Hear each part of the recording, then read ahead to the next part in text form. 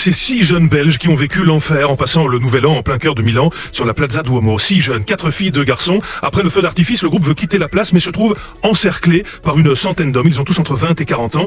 Les jeunes filles maintenues par les hommes qui sont là sont victimes d'attouchements, d'agressions physiques et sexuelles. Un véritable traumatisme que Laura, le visage du groupe, médiatise depuis quelques jours pour mettre en garde.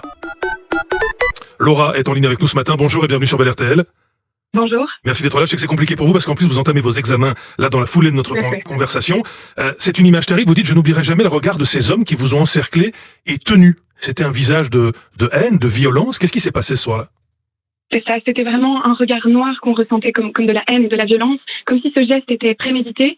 Ils savaient ce qu'ils faisaient et pour le coup, ce regard nous a traumatisés, je pense, pour notre vie entière. Il y a un héros dans cette histoire. Vous dites qu'à un moment, un homme parvient à vous extirper de ça parce que vos 2 copains garçons dans le groupe sont aussi maintenus et sont impuissants. Mais il y a un homme qui va vous extirper de ce cauchemar alors.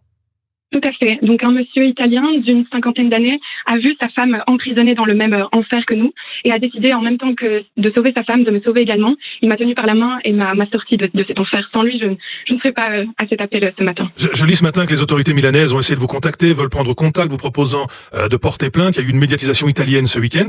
Les Italiens sont vraiment venus à vous. Vous n'avez pas de nouvelles des autorités milanaises? Non, nous n'avons pas de nouvelles des autorités milanaises, du moins pour l'instant. Nous attendons un appel peut-être, mais pour l'instant rien du tout. Alors, il y a une image terrible qui est cette policière sur la Plaza Duomo que vous allez voir, policière, donc la force de l'ordre italienne qui doit aller intervenir. Et il y a une femme impuissante, dites-vous, une policière en pleurs, qui dit « je ne sais rien faire ». Mais on dirait que vous avez été abandonné sur cette place en fait. Tout à fait. C'est vraiment ce qu'on a ressenti, c'est ce sentiment d'impuissance autant de notre part, mais également de la part des forces de l'ordre qui étaient sur place. Je pense en sous-effectif malheureusement, mais ils n'étaient pas capables de nous aider et du moins n'ont rien fait en tout cas pour nous sauver de cette misère malgré nos hurlements et notre témoignage après que le drame se soit déroulé. Alors la police là, rien, les Milanais vous cherchent, mais donc vous êtes en Belgique, pas compliqué à trouver. Là et pour vous et vos copains et copines, il y a une session d'examen qui démarre. Vous irez quand même porter plainte ou vous laissez ça un peu derrière vous et tant pis? Tout à fait. Donc nous souhaitons tous porter plainte.